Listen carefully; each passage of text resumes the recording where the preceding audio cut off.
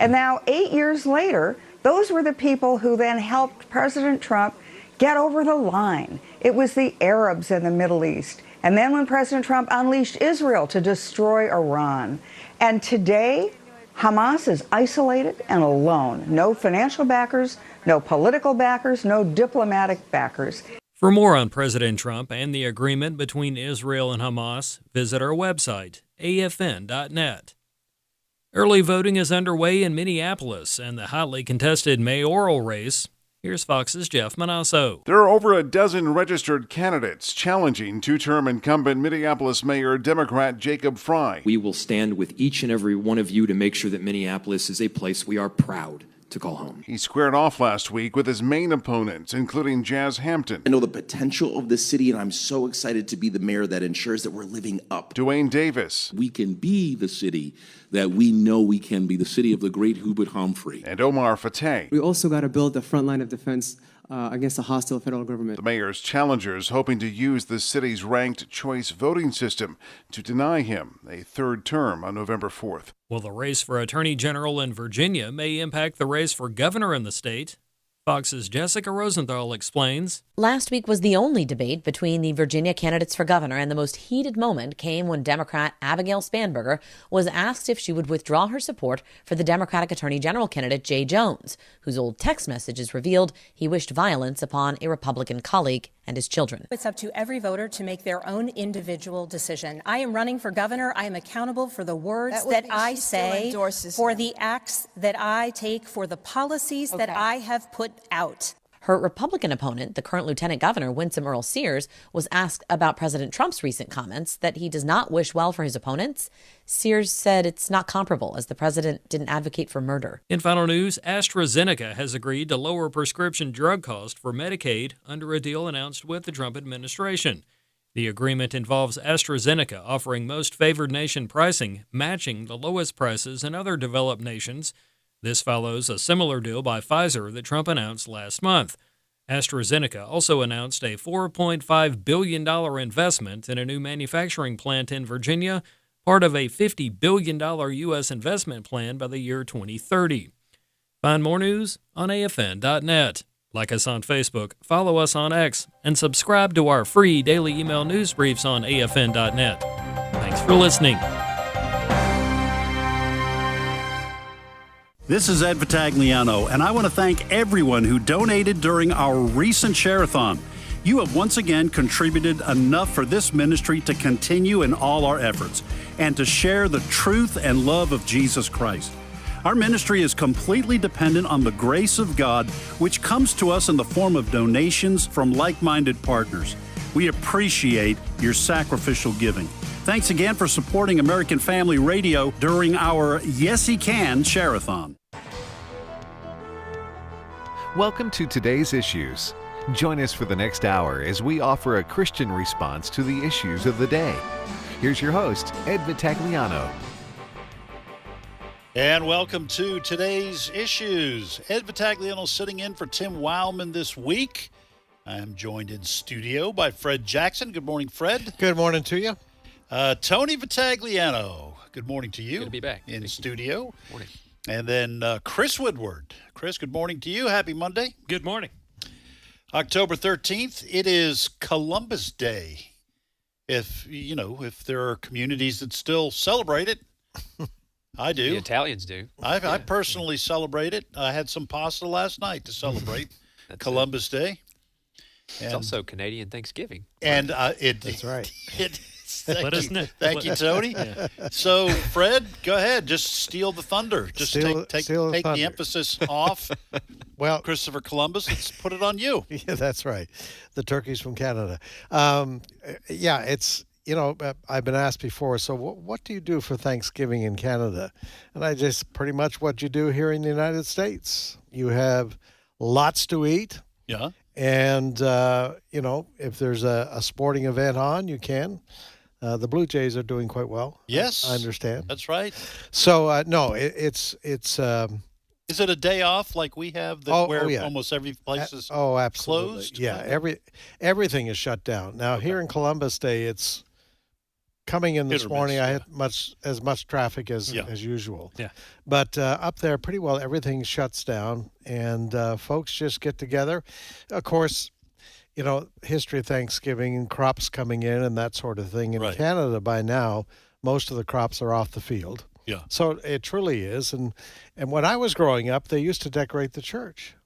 Really? They would have pumpkins, and they would Okay. have vegetables and preservatives at the front of the church just to celebrate God's provision. Preservatives? Before they started burning them down, unfortunately. In Canada. You mean like jam Jams. preserves? Okay. That sort of thing. So, yeah, it was that's what it was like when I was growing up. Right. And but yeah, it's the same. It's a day off, family time, lots of eating, and yes, turkey. And it's always on a Monday? Always on a Monday. Or is it the day of the month? That, always on a Monday. okay, kind of like here, it's always on a Thursday. Because Canadians like their long weekend. Hey, well, You know. that I listen. I'm with them on that. Nothing better than a What do long Italians? What do Italians do? We'll come back to Columbus Day. What do Italians do to celebrate Columbus Day? Nothing. Now I say nothing. In most big cities with large Italian populations, Boston, New York, Chicago, probably, they have parades. Yeah. They used to. It's been a long time since I've lived up in New England, so I don't know what they still do up there, but especially the Catholic churches Right. would have celebrations, and so it's not like a Thanksgiving thing, but it's probably similar to St. Patrick's Day Right. for Italians, only it's not quite as elaborate as St. Patty's Day. So anyway, happy Columbus Day for those of you who, you don't have to be Italian to celebrate the Western Europe's discovery of the New World, and for all those who are Canadians, for all our many listeners up in Canada. From the Italians, you're welcome. Yes. That's right. Actually, there's about 1 million Canadians, I'm told, living here in the United States. 1 million? Yes. All right. Yeah. Legally? Yeah. We're going to take over. Okay. Well, just as long as you don't vote like they vote up in Canada. That's for sure. I generally speaking, I like Canadians. I do wonder if let's just say Canada did become the 51st state, what would we do about Thanksgiving? Like, are they gonna? Fun fact: Canadians do it at a different time. Yeah. Well, it's actually federal law that it's on a Thursday in November, so that would be kind of awkward. What do you mean if you don't believe in what the president's trying to do here? Well, if we were to allow them to become part of these United States of America, I think it's a mistake on America's part to think that Congress is not going to get involved and mess it up, because there's no way they're going to let one gigantic country be one state. They're going to find a way to get senators all over the place. There would be one Thanksgiving, no more two Thanksgivings. Right, yeah. Chris, I think you are absolutely overthinking this. Well, actually, there's a special, it's several years ago, but it's called How the States Got Their Shapes, and it talks about, on the History Channel, on how various states used to be bigger. For example, the Republic of Texas was gigantic, and then Congress gets involved, and they basically break it down, and Congress, the federal government, is the reason why states are as small as they are now, because back in the day, they used to be bigger. And government found a way to mess it up by saying, hey, we can make you a state, and then we'll get more senators and more representatives and leave it to the federal government. So they actually have history now on the History Channel? When they're not talking about the JFK assassination. Typically aliens. And, I'm not saying it's aliens, but it's aliens. That guy with the hair. Oh, yeah, the hair. That's a Greek guy. I forget his name. But all right. As Tim would say, we better rein There is other news today. We better rein this in. All right, Chris, get us started. I have 95 clips, and my goal is to play 94. Okay. The president, Donald Trump, is in Egypt right now for talks on and some ceremonial things in the way of his agreement that Israel and Hamas have agreed to, where they're going to end their fighting with one another and return some hostages. And granted, this is just phase one of a 20-point plan, but the president is in Egypt today to continue pushing this. Prior to his arrival in Egypt, he actually spoke at the Israeli Knesset, which is basically the Capitol building or parliament building of Israel. And the president had a lot to say about this deal, which again is only in phase one, but still positive news here. Let's begin with this bit of audio from President Trump, clip one. And after so many years of unceasing war and endless danger, today the skies are calm, the guns are silent, the sirens are still, and the sun rises on a holy land that is finally at peace, a land and a region that will live, God willing, in peace for all eternity. Well, we talked about in our story meeting, before we get to some of the additional things you want to cover here on this, Chris. I know that there are a lot of people out there, listeners, who, Fred, I'll come to you first on this, who would say to President Trump, well, I got bad news for you in terms of eternity of peace in the Middle East. But this is what I said this morning. If a person has been diagnosed with cancer and goes through treatments and the cancer goes into remission, it's okay to celebrate that good news. Yes. Even if you know there's a chance it could come back or that you are going to die at some point. It might be 40 years later. You might die in your sleep. It's okay, right, to keep this in perspective, understanding that the Bible says at some point in time the whole world turns against Israel. Certainly all the countries surrounding Israel in the Middle East on into Egypt and Iran, not mentioned by that name, but we do know that is going to happen. But it's okay, right, to celebrate peace and hostages being released. Well, even though we know that other is going to happen at some point. And we do not want to diminish what happened today in Israel. We can rejoice with the families who have seen their loved ones who have been held captive. There are 20 living hostages. They're not hostages anymore. Right. They are back in Israel. They're being checked out at hospitals there. I've been watching the faces of the families who have been waiting for this day for over 2 years now. Over 2 years. And what rejoicing is going on. So we can celebrate that today. And, as Chris has mentioned, you had mentioned there's 19 other phases to this peace plan. Right. But it is a great day. So, let's get together with the families that are getting their loved ones back alive. Now, there are other families that are waiting for the remains of loved ones who have passed away, been murdered probably by the Hamas terrorists over the last 2 years. That be praying for them, because it is going to take some time, because the remains of those loved ones, some of them, they can't find them. Right. If you've seen pictures of Gaza lately, you've seen all those buildings collapsed. It's going to take some time. But, President Trump deserves some credit for this. He has been able to bring together some countries that you would never think would go along. I mean, when we talk about Qatar, however you want to pronounce it, that's been the home of Hamas leaders during this whole time. But he's been able to bring them into the fold. He's been able to bring Turkey into the fold, which has no love for Israel. Right. So credits to him also for being able to bring that together, even if it just means getting those hostages home. Right. That's worth celebrating. Now, he just arrived in Egypt about a half hour ago, and they're going to have a formal signing ceremony. You'll see lots of this, pictures of this, and TV programs about this.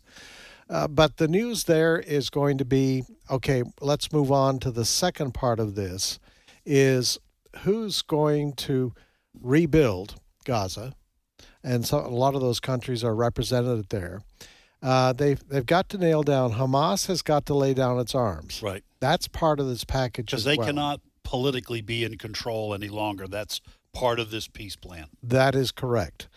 In fact, Israel doesn't want anybody from the West Bank involved with this government or commission that's going to run this. And then the rebuilding process. Now, the president did mention, it was a scripted speech, the guns are silent. Well, they weren't. In Gaza this morning, and it wasn't Israel and Hamas firing at each other. They have militia groups inside of Gaza. Factions. There are factions, and they're shooting at each other. So that's going on. Listen, it's a place of unrest. It has been for centuries, Gaza. It's mentioned in Scripture. Right. That's where the Philistines hung out. And so that's this. The tensions of the Middle East are not going to go away, folks. Right. But as you say, let's celebrate the release of these hostages today. Well, and be praying also for those who are home. The people who lived, the hostages that lived through the last 2 years plus and are going home, still endured tremendous abuse. Yeah. And so be praying for them as well. Chris, what else you got on what's going on here? Well, in addition to talking up this deal that his administration has gotten from Israel and Hamas, President Trump took a moment to thank somebody that he once ran against, who's now part of his team, for helping all this become possible here. And that person is Secretary of State Marco Rubio. Clip 2. And I have a prediction that Marco will go down, I mean this, as the greatest Secretary of State in the history of the United States. I believe that. I believe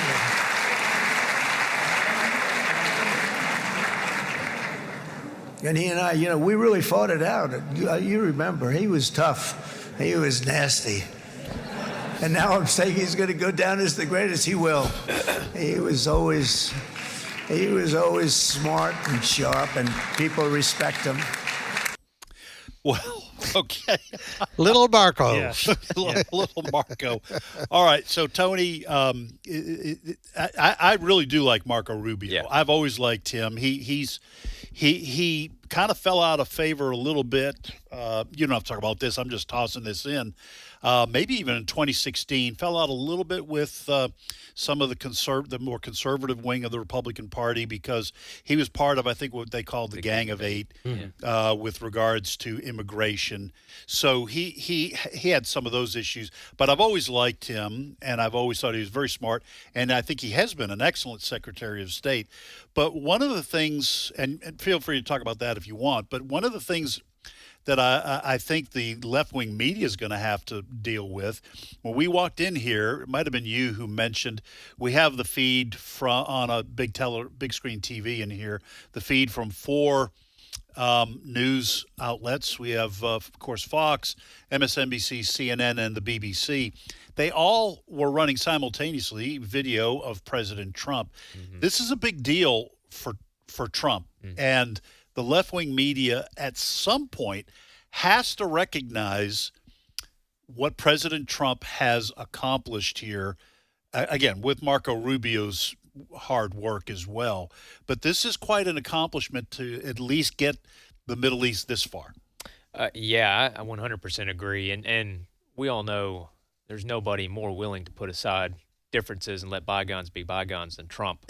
So I'm glad that he was able to do so for Marco Rubio, because I agree. I think Marco Rubio has been an excellent pick, probably one of the best picks in my opinion for his administration that he's done. And he's probably worked tirelessly, going over there back and forth, trying to get the deals, because we all know that this is not.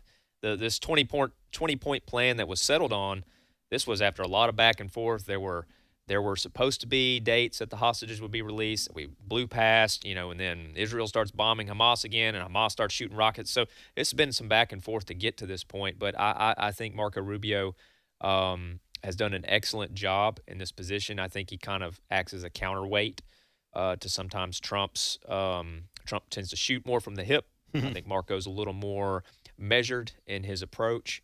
And yeah, you're absolutely right. This is an an unprecedented achievement that Trump has been able to carry out, one that I think we can all agree would not have happened under a Kamala Harris, Tim Walz administration, at least not to this end. So I think it pains the mainstream media to give him credit, but I have seen there have been a few Democrats even who have had to hand it to Trump that, to give credit where credit is due. He was able to accomplish this. And to Fred's point, and you were making the same point, we all know eventually the fireworks are going to start back up. It's just the nature of that part of the world. But for now, getting this first step of the 20 is probably one of the most important, in my opinion, bringing home people who have been over there away from their families, going through horrific circumstances. Getting them home was a big first step. So we'll see what happens from here. Yeah. Related to the news here out of Israel, reporters are supposed to kind of remove themselves from a story and just tell you what's going on in a particular place, who's involved, why they did that kind of stuff. And you try to kind of contain your emotions. But on the subject of hostages and hostages being freed, Fox reporter Steve Harrigan was on Fox and Friends this morning to talk about some of the stories involving some of the hostages and their reunions with their family today. And even Steve Harrigan, which you'll hear in the soundbite, gets a little emotional near the end. Clip 8. This is one of the worst stories in the world, the story of a hostage, because it touches everybody. It touches, of course, the hostages who are suffering dramatically, but it touches the family members, the friends. And when you have living hostages, it's almost worse to some extent. There's no sense of closure, no sense of relief. And it's a sort of agony that just doesn't end. It's a sleeplessness. And many people said, October 7th isn't over. And I think for a lot of people here, it didn't end. And now that day is going to end. Well, Fred, I don't. What was his name? Steve Harrigan. Steve Harrigan. There's no telling what Steve Harrigan has heard in interviewing. I'm sure he's gotten some interviews with hostages or people who have had interactions with them. There's no telling the horror that these people have been through. And he makes a good point. It is. I'm with Tony. It is an extraordinary accomplishment to get these 20. There was 250 originally. Now they did trickle out a few hostages here and there.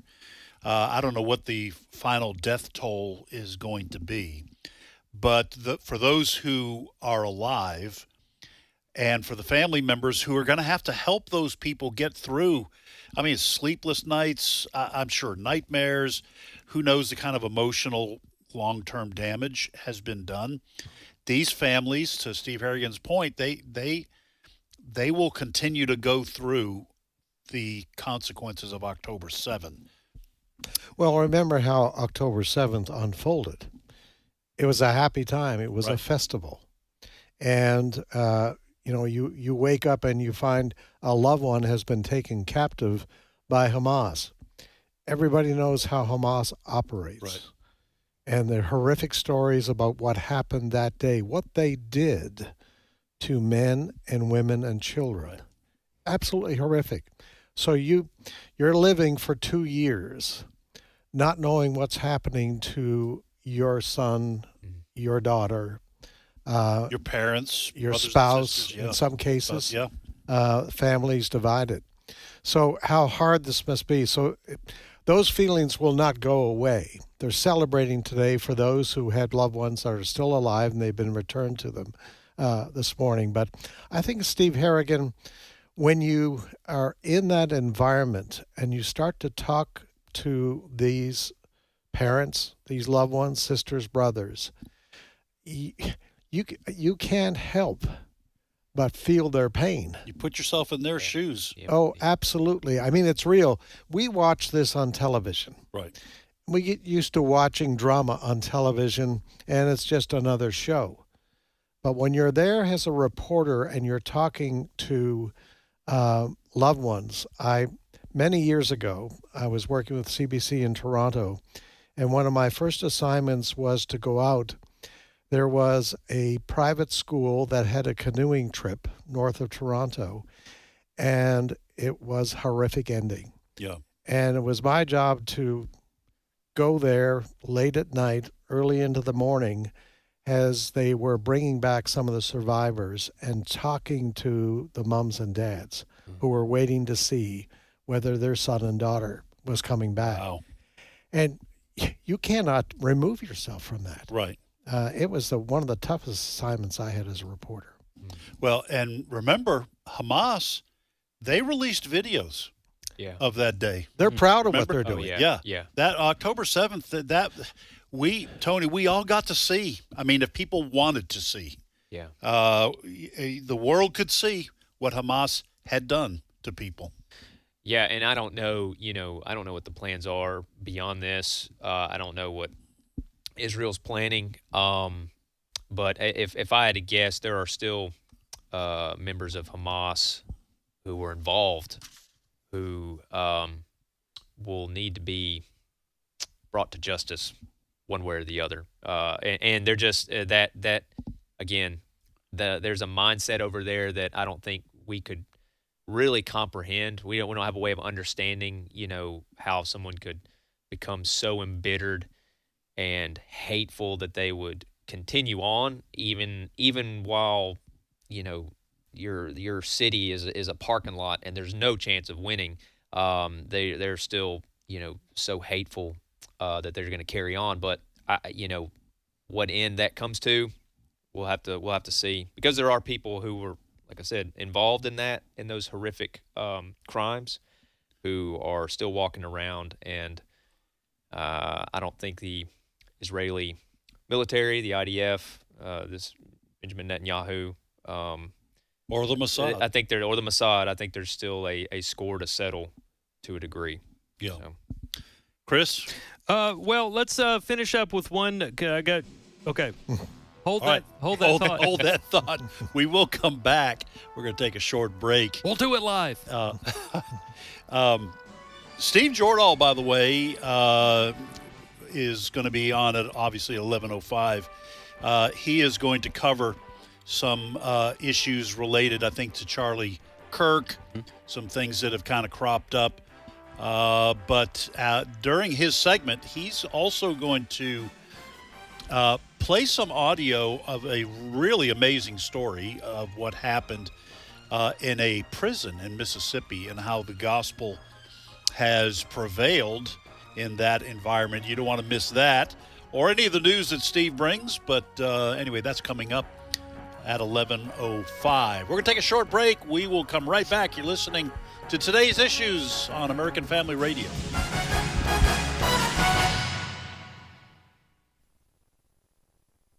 It's my turn. Here is your host for My Turn, Don Wildmon. Bob Dome became so angry at the Procrastinators Club of America that he quit. Dome said that the club's pace was too speedy. He said that the dinner that the club held in September 1970 at Tammet, Pennsylvania, was evidence of the undue haste of the club. It seems that the Procrastinators Club of America honored Dean Martin and Jerry Lewis as the Comedy Team of the Year at that dinner. Of course, Martin and Lewis had not worked together for several years prior to that award. And to add to Dome's dissatisfaction, there's the club's visit to the Whitechapel Bell Foundry, which was scheduled for October. It was to protest the craftsmanship in casting the Liberty Bell. You remember that the Liberty Bell cracked when it was tested in Philadelphia in 1752. I mean, it's no need in getting in a hurry about things, is it? Dome believes in just taking it easy and putting things off for a while. After all, it hasn't been but just over 200 years since the bell cracked. Slow down, man, slow down. The article that told about Dome's plight said the club will consider his resignation one of these days whenever they get around to it. They don't seem to get in a hurry about anything, you know. Dome's plight is pretty common, although most of us don't go to that extreme. but most of us could get membership in the Procrastinators Club of America. For most of us are procrastinators. We put off, delay things that we should do. I knew a man once who thought he had cancer, but he put off going to the doctor for so long that when he finally did go, the cancer had gotten to the place where the doctor could not help him. Sometimes putting things off is funny, sometimes it's serious. I guess it's simply a matter of what it is that we put off. None of us, if our house was on fire, would delay calling the fire department. Or if a pipe burst in our business, would we ignore it for days or weeks or even perhaps years? Then again, if we were sitting in the middle of a railroad track with a train headed toward us, would we procrastinate our movement from that track? Such questions are kindly stupid, for in all of these cases, procrastination would not be funny, but serious. And yet many of us do procrastinate in matters just as serious. We decide we have plenty of time to get squared away on this thing called eternal life, so we're in no hurry to take a serious look at it. After all, haven't we the rest of our life to look into the matter? I read a story once about such a person. He was a very successful farmer, and his crops were so great that he was planning on building bigger barns and then enjoying the material benefits of life. Like so many of us, he had plenty of time to consider eternity. But the story ended with the Creator saying to him after he had made plans for bigger barns, "Fool, this night your soul is required of you." Procrastination cost him dearly. It usually does in serious matters. And about Dom's resignation from the club has said that it'll not be any hurry to study it. After all, Dom hasn't applied for membership yet. This has been My Turn with Don Wildmon, a production of the American Family Association. For he has rescued us from the dominion of darkness and brought us into the kingdom of the Son he loves. Colossians 1, verse 13. American Family Radio. This is today's issues. Email your comments to comments@afr.net. Past broadcasts of today's issues are available for listening and viewing in the archive at afr.net. Now, back to more of today's issues. And welcome back to today's issues. Ed Vitagliano sitting in for Tim Wildmon this week, joined in studio by Fred Jackson, Tony Vitagliano, and Chris Woodward. Go ahead, Chris. Well, the clip I was going to play a second ago, and then we could move on to some other topics that do need our attention. But the clip I was going to play is various people were watching President Donald Trump speak in Israel. They were hearing people sing the praises of the administration and America for playing a role in this agreement between Israel and Hamas. And a lot of people are just they're proud of where they're from. And one example of that is a lady named Rebecca Heinrichs. She's with the Hudson Institute, and she had this to say on Fox, clip 7. Well, it's nothing short of a miracle. I mean, you don't negotiate with a terrorist organization like Hamas. You have to put pressure on these other countries outside who had been supporting Hamas. That's exactly what President Trump did. And he did it by completely backing and supporting and having solidarity with Israel. And it's amazing. The statecraft here is amazing that it brought us to this point. Of course, we're still grieving with those who have only the deceased who are coming home. There's no living women hostages. They're all dead. But these are men and sons and brothers who are coming home. It's amazing. And I'm proud to be an American. I think we all should be. Fred, I didn't know that there were no women alive amongst the hostages. Is that what I just heard her say? Yes. The 20 that were released this morning were all men. Now, I think some women have been released over the last couple of years. Okay.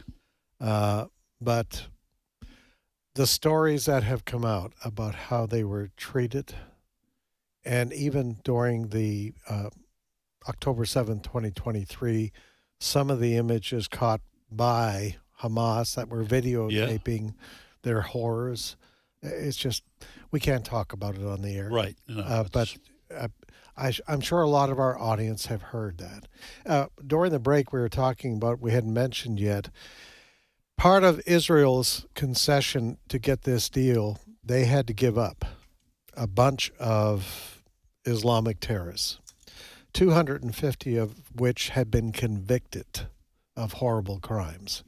Another 1,700 that have been captured during the last 2 years. So they had to, for every live hostage that was released this morning, they had to give up 100. Wow. Islamic terrorists. And Tony and I were talking, those Islamic terrorists, because of their worldview and their thinking, they're not going to go away and open up an ice cream stand. Right. They're not going to be selling falafels, no, on a street corner. No. Well, that's why this story, and we kind of got into this earlier on, this story of the tension and the war between the Jewish people there and the Islamic terrorists is not over, folks. It's not. Well, and I think to Rebecca Heinrich's point that she was making, that's why it was smart for President Trump and Marco Rubio and his administration to go to these. You have to go to these other countries who have been funding Hamas. Some of them have been. And you have to get them to tell Hamas, all right, you're going to make these concessions. Because to me, they are the zealots that take the marching orders from their leaders in, to the north, and Hezbollah and Iran and even Qatar to an extent. They are just the zealots, who are the foot soldiers who carry out the attacks. You have to go to the people who are really in charge of them, or who can give the orders, that they'll follow. Because, like to Fred's point that he mentioned, you really can't negotiate directly with Hamas. There's no willingness in their minds to give up anything to the Jews or to Israel or to any other infidel, because they're carrying out their God's right. holy war. So, well, and also I do want to make mention of the point, something you said before the break, Tony, and that is that the election of Donald Trump in 2024 changed the dynamics of what could happen in the Middle East, what was possible following the October 7 attack, because Trump, for the most part, had Netanyahu's back, had Israel's back. And as was it Heinrich, what she said was that Trump and the U.S. remained in solidarity with Israel, even while the rest of the world was pummeling Israel for what it was doing in trying to defeat Hamas in Gaza. If Kamala Harris had been elected, none of that happens, because Israel would have come under tremendous pressure from a Kamala Harris administration, and the U.S., I'm afraid, would have joined the rest of the world in telling Israel, you can't do this. Right. And then Hamas would have been under no obligation, because none of these other countries would have pressured Hamas. That's right. Because they would have felt like the United States is on the side of, maybe not on the side of Hamas, but on the side of, quote unquote, the Palestinian. It's not a country, but that the Palestinian cause, and opposed to what Israel's doing. None of this would have happened if Trump had not been elected, and if Trump had not remained strongly in Israel's corner. Yep. So, folks, when you talk about God being in charge, all right, this is yet another reason why the election of Donald Trump in 2024 was extremely important. Yep. Not just for the United States going forward, but also Israel going forward. So. Yeah. All right, Chris, you got anything else on this, or you going to move on? I'm going to move on. All right. Because we need to, in addition to praying for the president to have wisdom on this area and many others, and to pray for the peace of Jerusalem, we also need to pray for peace and stability in these United States of America. And I say that because here in Mississippi, in our backyard, at least 9 people were killed in separate shootings as Mississippi schools celebrated homecoming. 6 of the 9 people died in the downtown area of a small town called Leland, Mississippi, which is northwest of Jackson, north of Vicksburg. It's located along the Mississippi River here in the great state of Mississippi. And unfortunately, just a terrible situation here. Shootings occurring, and people are dying, at least 6 again. And it's a terrible situation. It's terrible if one person dies. But we had several shootings in different parts of the state. I'm looking at an NBC article. Again, 6 people dead in Leland. On the east side of the state, we had a pregnant woman that was shot and killed. Just terrible things here that we don't wish on anybody, happening not very far from where we're sitting. Now, the Leland, Mississippi shooting, there was when I read over the weekend, there was 20 people actually shot. Yes, yeah. 6 have died. At the time, earlier in the weekend, I think 4 were dead, but there were a sizable number, 4 to 6, who were in critical condition. Obviously, 2 of those people have died. Any idea what was this? Was this a shootout between gangs, or what? Any idea on why this happened? This was at a party or something after the homecoming At a game? homecoming dance. Yeah, I think they're still investigating and looking for a cause. The fact that it's at a homecoming dance, it could be some people got into an altercation about some things going on. You could probably look this story up and find some different ideas as to what the cause was, but I don't think there's one been arrest actual, so far. Is that what the news that I'm is? aware of. Okay. Terrible look, situation. This is what we were talking about, and obviously not to the same extent as these hostages.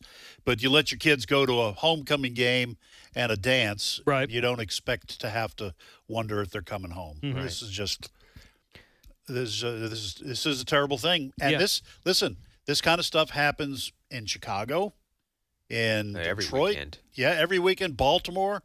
It happens every weekend. Mm-hmm. And this is bad. It's a sign of societal decay. Yeah. And the country desperately needs Jesus. I'm not trying to oversimplify this. There are real things going on where people feel hopeless and they get involved in drugs or what have you. I'm not saying that isn't a part of it. People do make bad decisions, but the spiritual climate in our country is pretty cold in a lot of places, and societal decay results in these kinds of a waste of human life.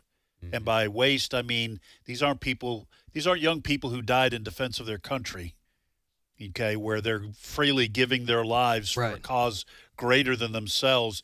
These are young people primarily caught up in someone else's acting out and disregard for the sanctity of human life. Yeah. It's a terrible thing. A similar situation again over the weekend in South Carolina, where at least 4 people were killed, 16 injured in a shooting at a bar in St. Helena Island, if I said that correctly. Some people say Helena, others say Helena.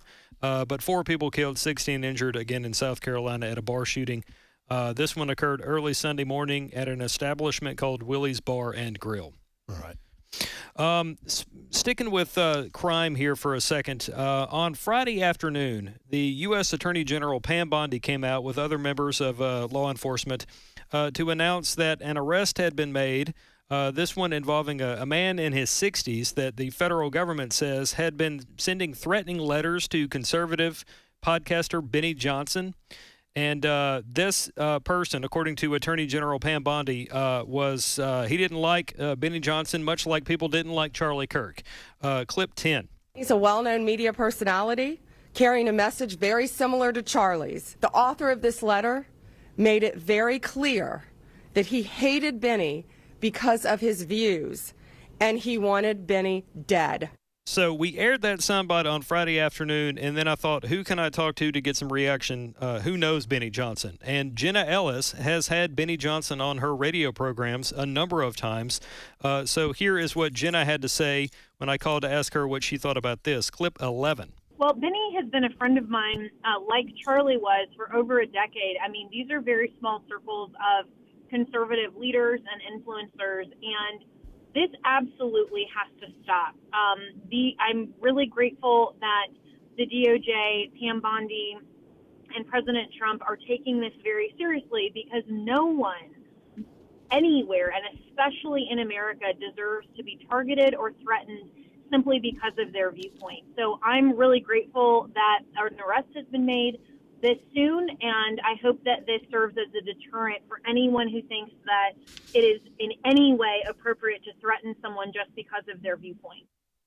So this was a 69-year-old man, I think you said in our story meeting in California. Tony, I'm going to come to you first. Now, there's probably a lot of our listeners who don't know who Benny Johnson is, just like a lot of them didn't really know who Charlie Kirk was. Charlie Kirk was probably more well-known than Benny Johnson. But these are people who have started off taking advantage of social media to get their viewpoints out.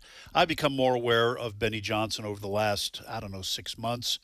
He's kind of like Charlie, kind of rocketed up the ladder a little bit in terms of being well known. Two people who stay on social media, who listen to podcasts and that kind of thing. But these people are known by the left.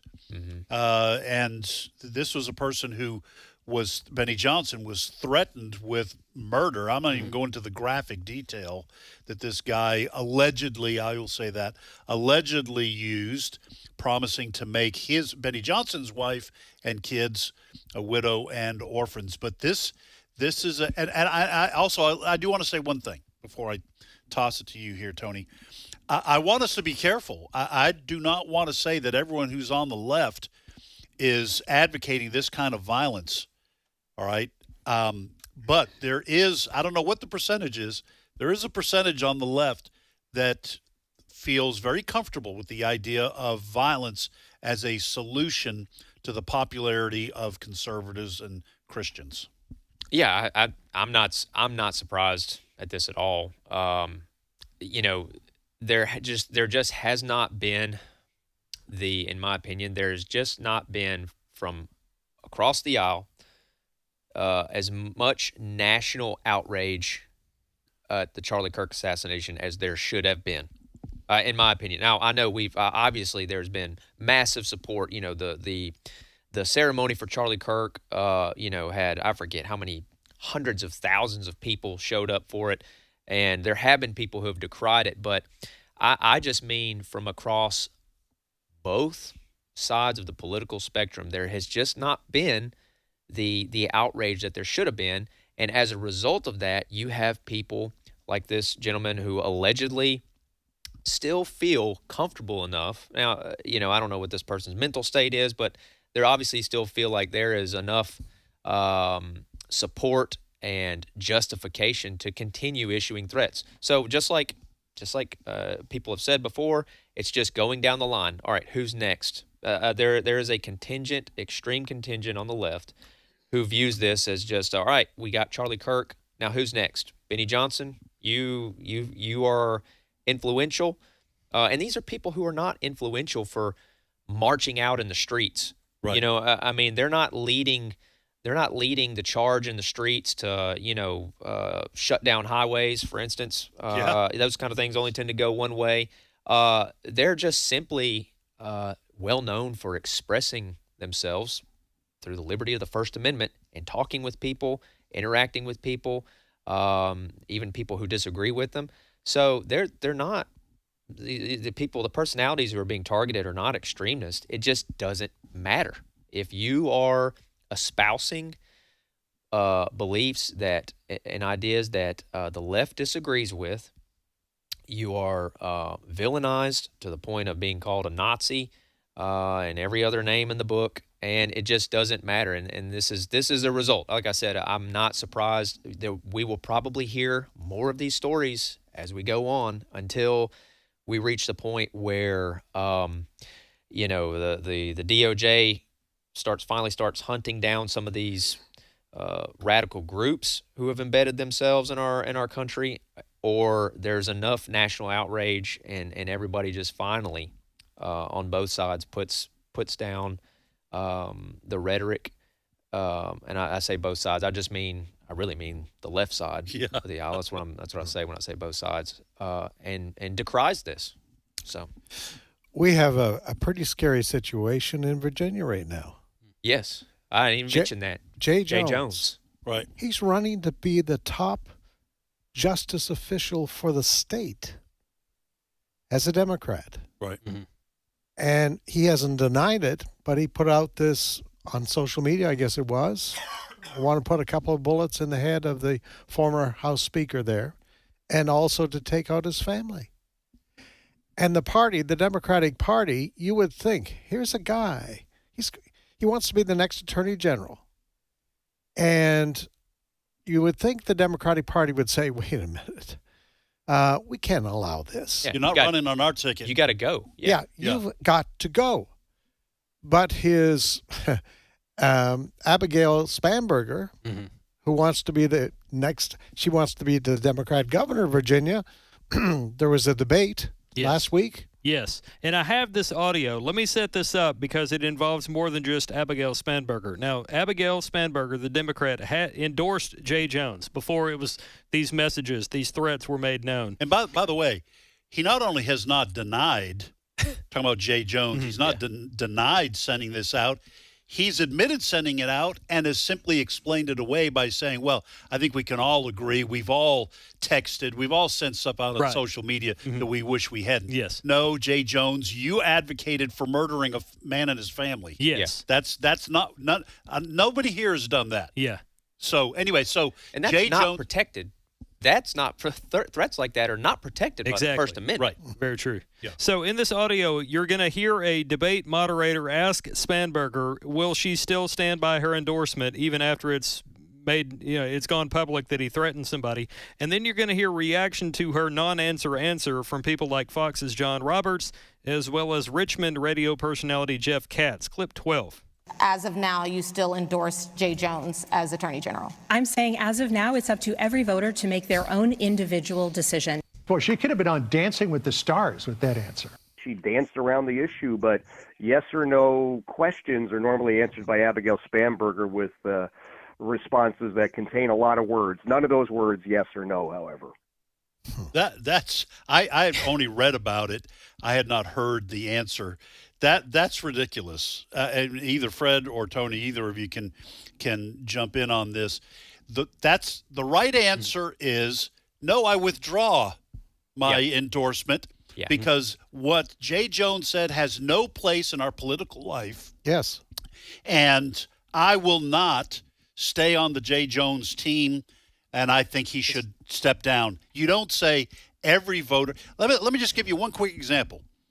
If Jay Jones had said, I don't like black people, I'm in favor of racism. Right. All right. If he had said something, I think women belong in the kitchen and they don't belong in the governor's mansion, you're not going to have Spanberger saying, I think every voter needs to make up their minds. Oh, we all know. Is it Sears who's running for governor? Winsome Sears. Winsome Sears. If she released an ad where she said, she's got her rifle and she's like, I've got the Democrats in my sights. Yeah. Yes. I mean, we all know that's political rhetoric, but there would be immediate calls. She's threatening violence. Immediate calls for her to disband her campaign. This is direct. This is what I'm talking about when I say until the left can start weeding this out and just cutting it out like it's an infection that you just have to get rid of, until they're willing to do that, you're going to have more of this. Well, until you have a mainstream media that's willing to hold the Democrats as accountable as they do the Republicans. Right. And I don't care if it was a Republican who said that, they need to be out. Yeah, absolutely. But the Democrats enjoy the cover of the mainstream media. Right. We've talked about this story in Virginia, but I can assure you the mainstream media hardly is touching it. They're not touching it. They're just letting Jay Jones get away with this. They're letting Spanberger get away with, well, whatever way you want to vote, go ahead. Nobody was saying that. Sorry, I had the rookie mistake. I had my finger on the mute button halfway through my sentence. Listen, let me just make you feel a little better. There's been a couple times when Tim is eating popcorn, and he normally mutes his own mic so people don't have to listen to him chew. Last week, he mistakenly had my mic muted while he was chewing. So it's not just a rookie mistake. We all make those kinds of mistakes. I feel a little bit. Look, nobody, Spanberger wasn't out there, I guarantee you, when Donald Trump, when we were coming up on the presidential election, nobody on the left or the media was saying, you know what, people just need to vote. With vote for whoever they feel like they should. They should just follow their hearts. No, you were trying to defeat literal Hitler. I'm sure. So there was none of this. Something that is ironic to me here is that Democrats, they try to be the party of do something about gun violence. And here you have the opportunity to do something about somebody threatening to use a gun to do violence, and you still trip and fall. And I think she would probably have even won the debate or gained some voters if she had taken the debate as an opportunity to go, you know what, this guy's wrong. Yes. And I'm going to take this opportunity right now. Why don't you join me with this, Winsome Sears, one of these things? Yeah. She would have, I think, won the debate. Yeah. Had she done. Well, listen, I think the whole country is looking for that kind of approach to these kinds of things.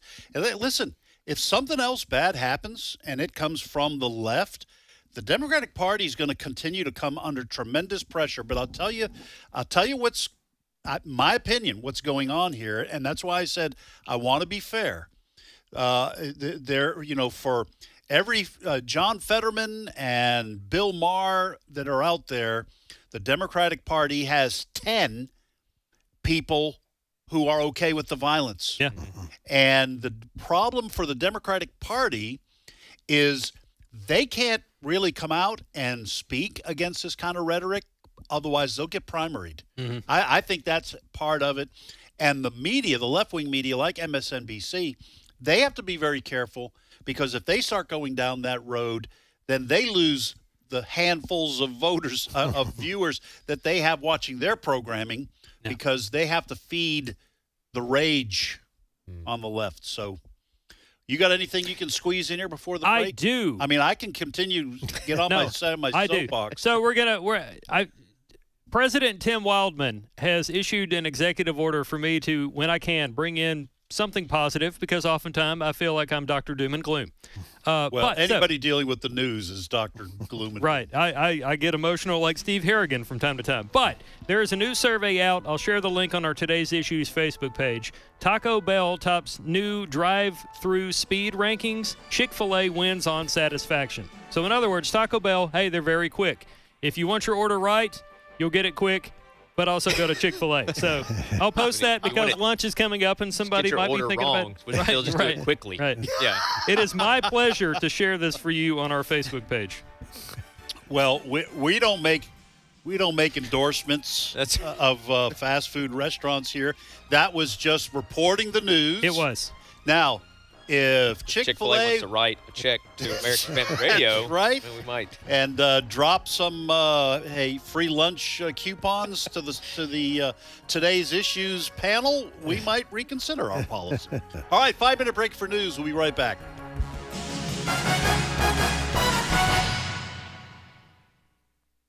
The views and opinions expressed in this broadcast may not necessarily reflect those of the American Family Association or American Family Radio. Faith, family, freedom. American Family Radio. How do you choose to stay informed? Sure, you can find all kinds of sources for information and commentary, but when you want them from a Christian perspective, turn to The Stand. Whether you choose to read the online blog or get the print version delivered to your mailbox, you can rest assured you'll receive factual news and biblically sound commentary. Find out more today at afa.net/The Stand. This is American Family Radio, a listener-supported ministry of the American Family Association.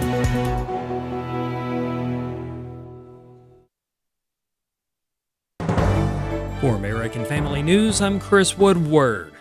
President Donald Trump has paid a visit to the Israeli Knesset to talk about his peace agreement between Israel and Hamas.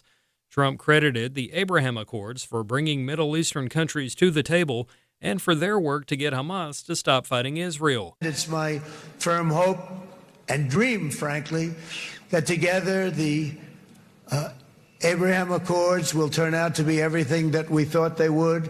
Those 4 countries were very, very brave in doing it. They did it at a very early point, and every single one of them benefits unbelievably financially. And if you noticed, even in this bad period that we just went through, they all remained a member of the Abraham Accords. They've done unbelievably well. And you know who you are, and I want to thank you. And they've stayed because of loyalty, but they've also stayed because it was really good business. They've made a lot of money being members, and you're going to all, I hope that every one of the countries that we're seeking, Jared, I hope they join quickly. No games, no nothing. Just join, get it. It's going to be a great peacemaker. Trump's speech was not without controversy. A few hecklers had to be removed during the president's remarks. Over and over again. להוציא את חבר הכנסת עודה, להוציא אותו מהאולם, להוציא אותו מיד, החוצה, החוצה, החוצה. להוציא גם את חבר הכנסת כסיף, להוציא את חבר הכנסת כסיף מהאולם, להוציא אותם מיד.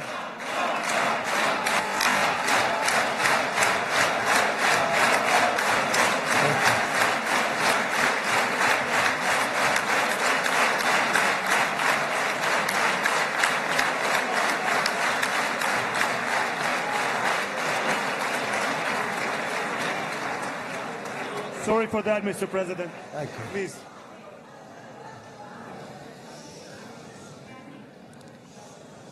That was very efficient. Trump will next travel to Egypt for the signing of the agreement between Israel and Hamas. Well, on Friday, U.S. Attorney General Pam Bondi announced the arrest of a man accused of threatening to kill conservative podcaster Benny Johnson. Authorities say 69-year-old George Isabel Jr. is charged with mailing threatening communications. The author of this letter made it very clear that he hated Benny because of his views, and he wanted Benny dead. Johnson has been a frequent guest of Jenna Ellis and her radio programs. Ellis describes Johnson as a friend, much like Charlie Kirk was for over a decade. Kirk was shot and killed in Utah during a speaking engagement with his Turning Point USA organization in September. This absolutely has to stop. I'm really grateful that the DOJ, Pam Bondi, and President Trump are taking this very seriously, because no one anywhere, and especially in America, deserves to be targeted or threatened simply because of their viewpoint. So I'm really grateful that an arrest has been made this soon, and I hope that this serves as a deterrent for anyone who thinks that it is in any way appropriate to threaten someone just because of their viewpoint. Benny Johnson has over 4 million followers on X and hosts a podcast. He lives with his family in the Tampa area, but authorities trace the threatening letter to San Diego. In final news, robots are giving human beings a run for their money when it comes to jobs. Fox's Evan Brown says that's especially the case when it comes to food delivery. Food delivery app DoorDash is linking up with Serve Robotics to use their bots to make deliveries to customers. Both companies announced they've signed a multi-year deal for delivery in parts of Los Angeles. Serve's robots look like a self-moving bucket on wheels and travel on sidewalks. Their robots, however, will actually be giving human gig workers a run for their money. Just like people who take gigs from different platforms, Serve robots will take delivery orders for both DoorDash and Uber Eats, even in the same cities. That's all our time for now. Find more news on AFN.net. This is Ed Vitagliano, and I want to thank everyone who donated during our recent Share-a-thon. You have once again contributed enough for this ministry to continue in all our efforts and to share the truth and love of Jesus Christ. Our ministry is completely dependent on the grace of God, which comes to us in the form of donations from like-minded partners. We appreciate your sacrificial giving. Thanks again for supporting American Family Radio during our Yes He Can Share-a-thon. Today's Issues continues on AFR with your host, Ed Vitagliano. And welcome back to Today's Issues. Ed Vitagliano sitting in for Tim Wildmon this week. Joined in studio by Fred Jackson and Tony Vitagliano. Chris Woodward has gone to his cave.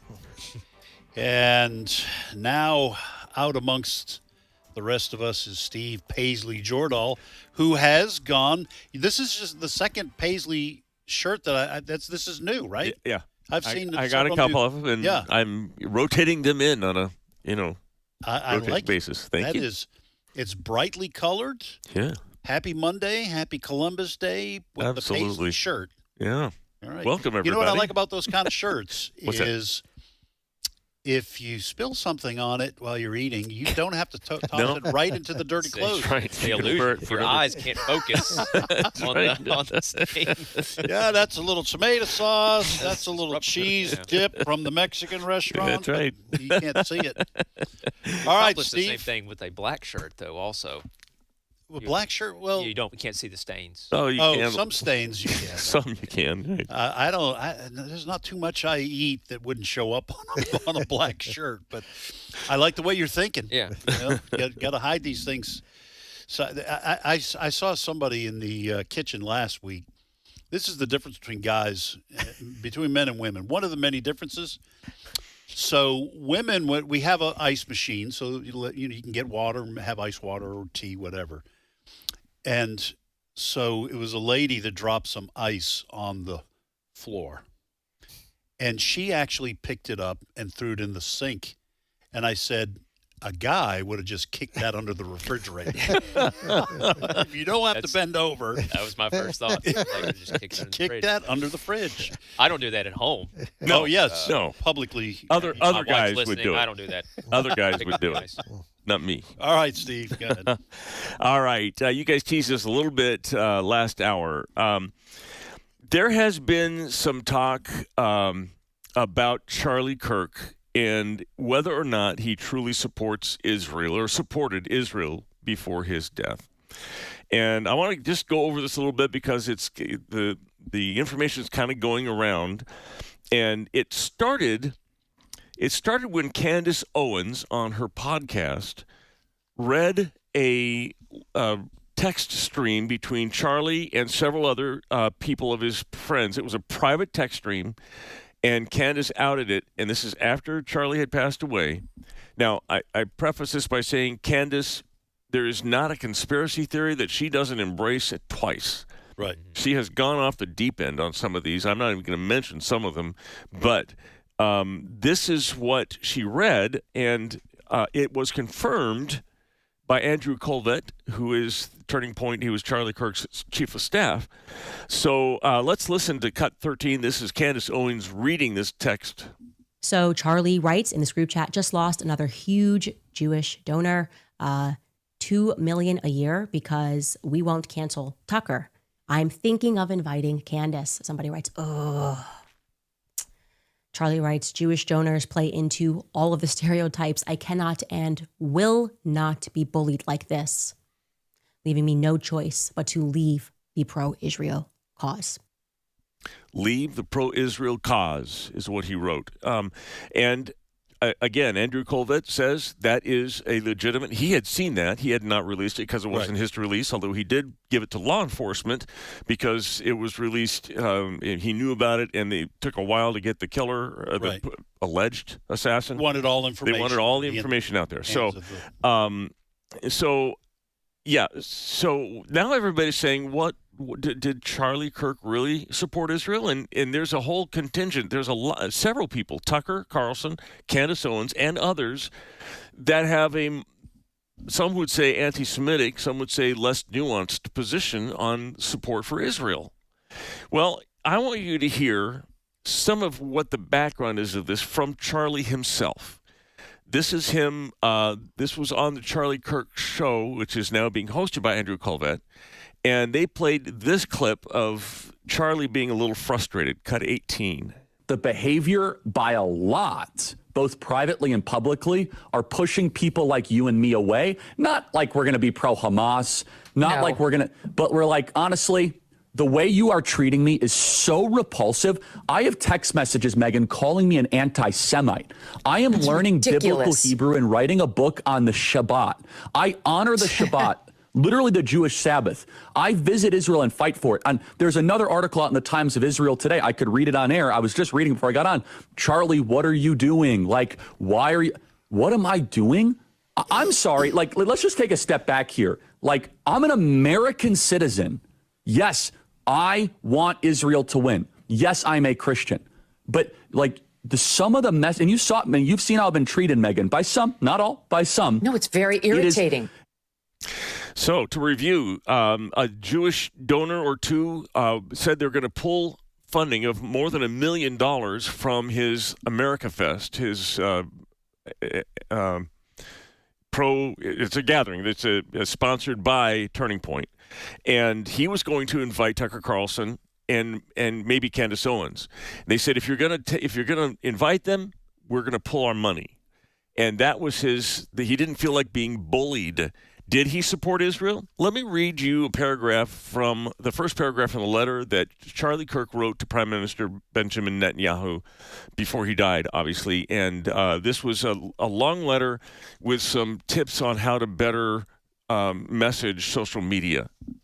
But this is what he opened it. One of my greatest joys as a Christian is advocating for Israel and forming alliances with Jews in the fight to protect Judeo-Christian civilization. Most recently, I'm proud to have taken over Ambassador Huckabee's show on TBN, where we continually support Israel and the Jewish people. As Mohammedanism spreads into Western societies, it's critical that Jews and Christians stay united in the effort to contain and roll back radical Islam and Sharia law. I regret to report the anti-Israel and anti-Semitic trends are at record levels on social media.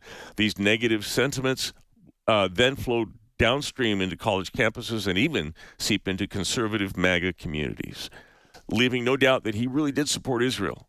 I have one more clip to play you, and this is Andrew Colvett kind of explaining what his view of what's going on. Cut 14.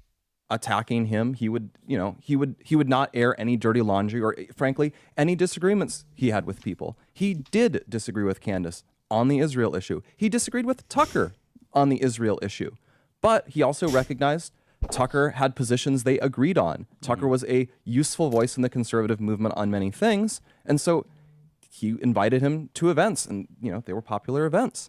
And so he would react. Sometimes people would just say, yeah, don't invite him, or we're going to, cut off some large donation.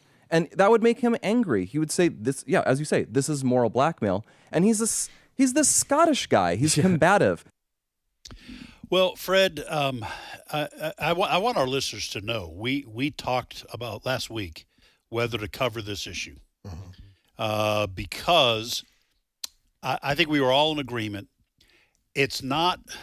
I don't like the idea of airing something that possibly puts words into Charlie's mouth or thoughts into his head when he can't defend himself. Right.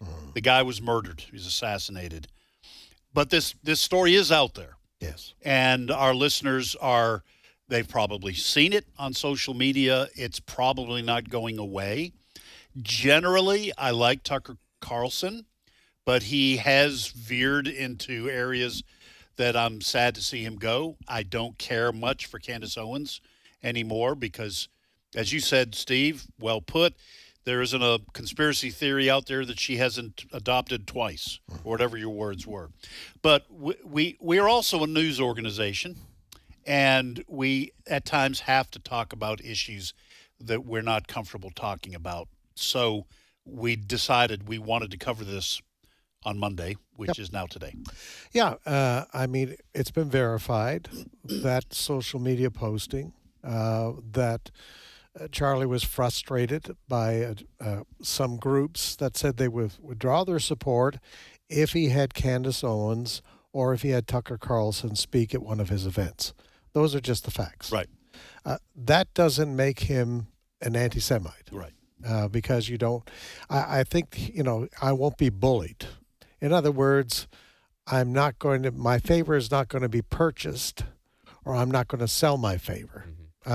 Which is an honorable stand to take. Having said that, I think it may be a lesson to other groups that might have various groups coming in to speak. You need to be sure. If you're a strong advocate for Israel and you invite someone in who is not, let's say, a strong advocate for Israel, your organization is going to be painted with that brush. So you just have to be careful of those sorts of things. Charlie Kirk is no longer with us. So we can't get his opinion, context, and all that sort of thing. So it's a lesson on both. be careful what you put down on social media. Yeah. Absolutely. You're frustrated about something. I'm just going to go crazy with this. So we need to be careful. That's a lesson in that. But also, we don't want to paint Charlie Kirk as being anti-Israel because of this. Right. Yeah, and Tony, one other thing too to keep in mind is that Charlie might have been wrestling with this issue. Yeah. And it's not fair for us to freeze him in time. Right. And say, when he says, one of the things he said was, may have to leave the pro-Israel camp. Does that mean because he explains, he says, that doesn't mean I'm going to be in favor of Hamas or anything like that. Maybe what it means is I'm not going to say thumbs up to everything Israel does. I want to have the right to criticize them like we do with our country. Yes. Yeah. So this is why we kind of struggled a little bit with this, because by talking about it now when Charlie's gone does not give him the freedom to work through his own frustrations and tell us what he's thinking on the other side of that wrestling. Yeah, to me, this is a distraction and an unnecessary distraction to take away from the root cause or the root issue that led to Charlie Kirk's assassination, which is radical leftist ideology and hate.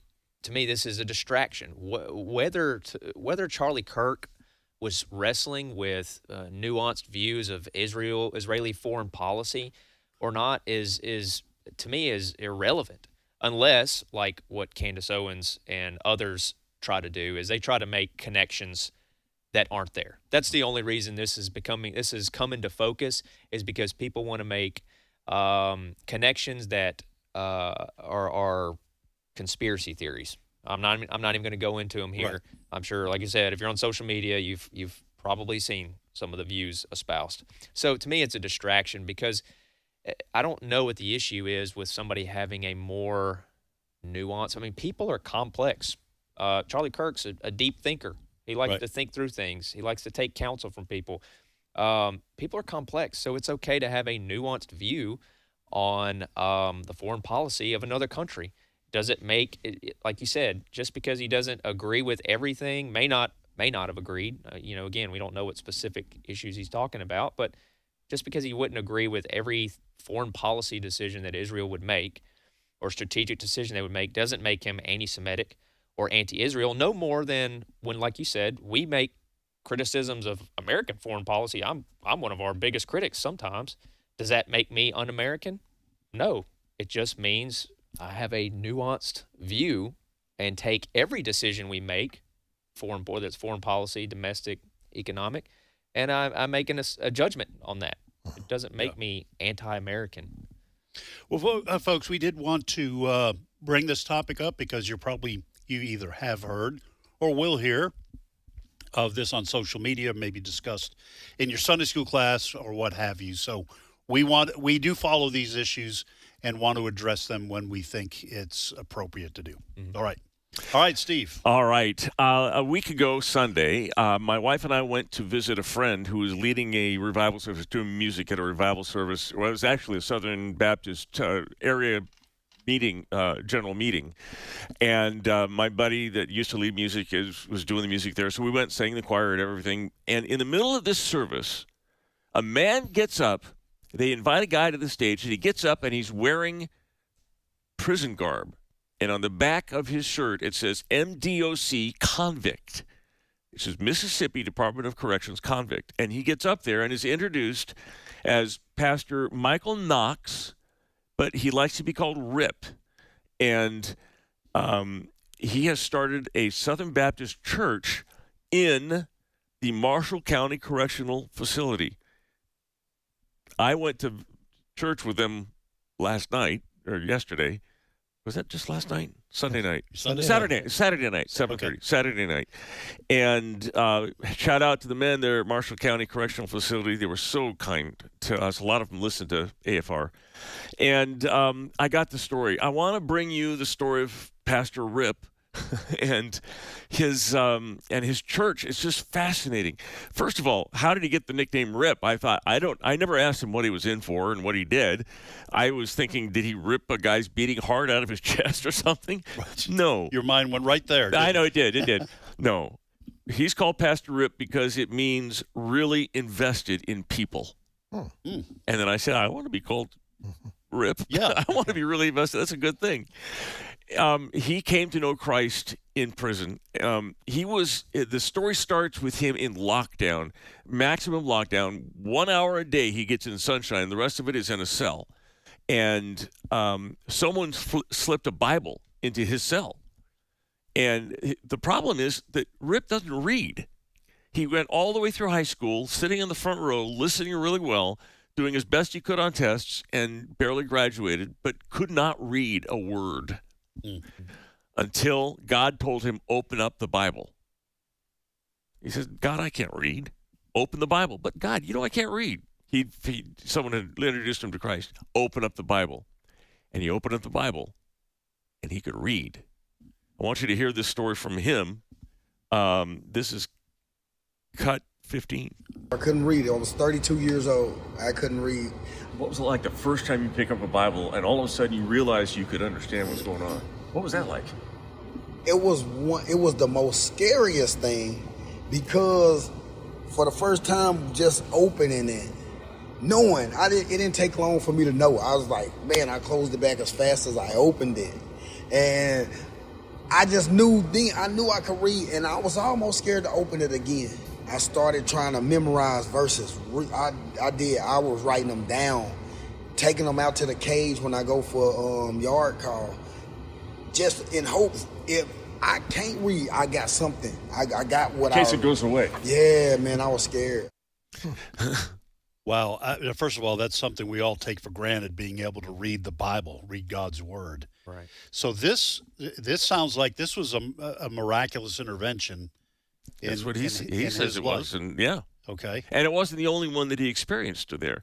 So God laid on his heart that he said, I want to be like, there's this guy when I was in general lockdown before I became a Christian. He used to come around and he always used to be encouraging, and he used to say he'd pray for us, and it was always the positive side of things. And I wanted to be him.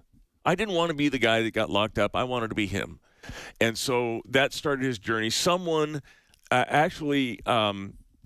Southern Baptist Seminary, New Orleans Southern Baptist Seminary has started a ministry with prisoners that will allow them to take classes and become like the full Master of Divinity classes.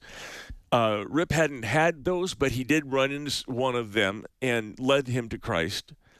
And God laid on his heart after he began to read. He says, I got to share this. I want to be influential on these men. I have a heart for men. I want to go back to maximum lockdown.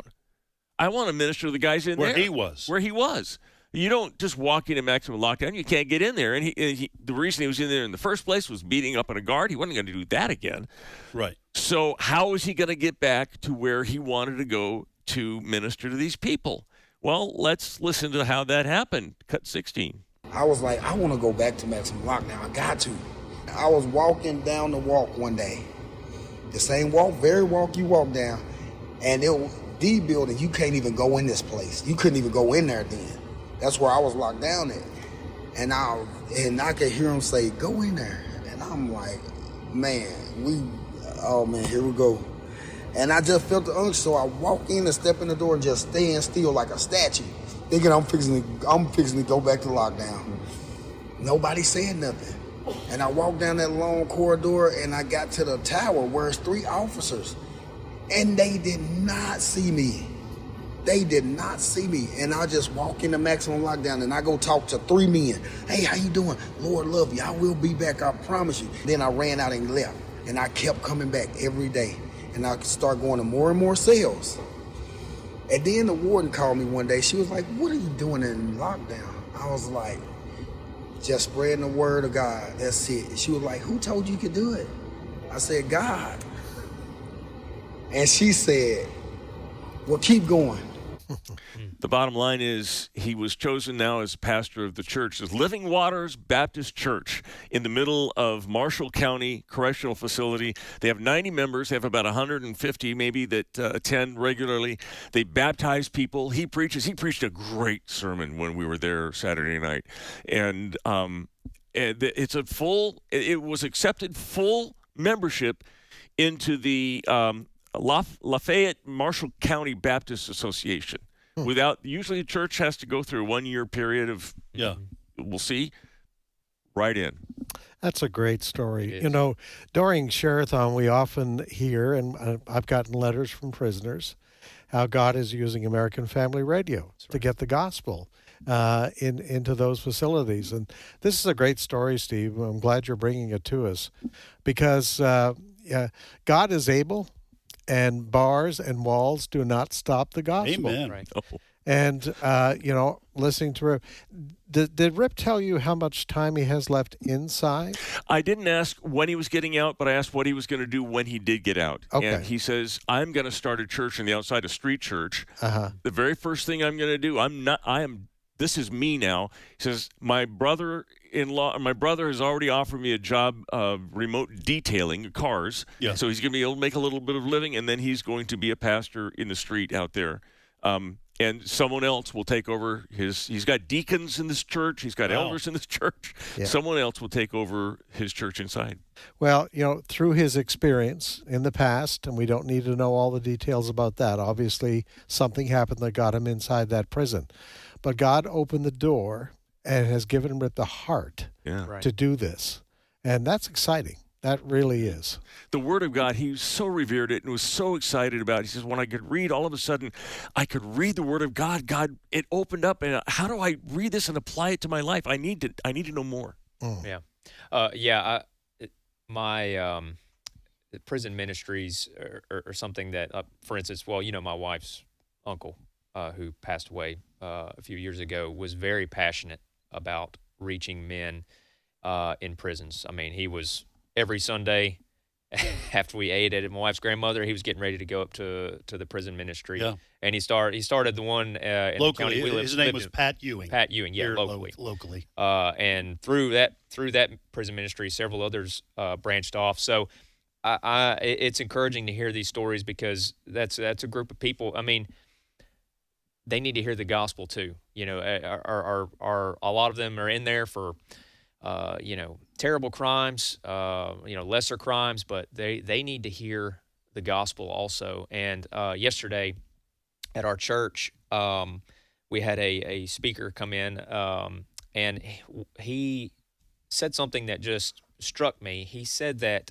because we had a missionary, one of the missionaries our church supports, came up and spoke, and she was from the Netherlands, and she mentioned how it was just a tough culture to reach with the gospel. And he made the statement, he said, Jesus doesn't care about culture. Yep.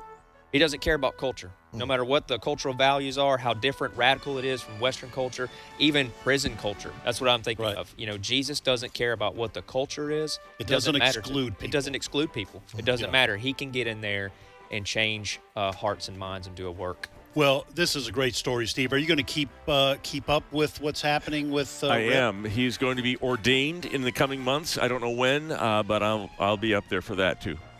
Well, keep us informed. Yeah. When he does get out and he starts a church, we may have him on. Yeah. And some people may want to support that work. Yeah. And I love that you can get a degree. You can get a degree from a seminary in prison. That's right. That's the way to rehabilitate people. All right, folks, that's all the time we've got. More great radio directly ahead on American Family Radio. We'll see you tomorrow.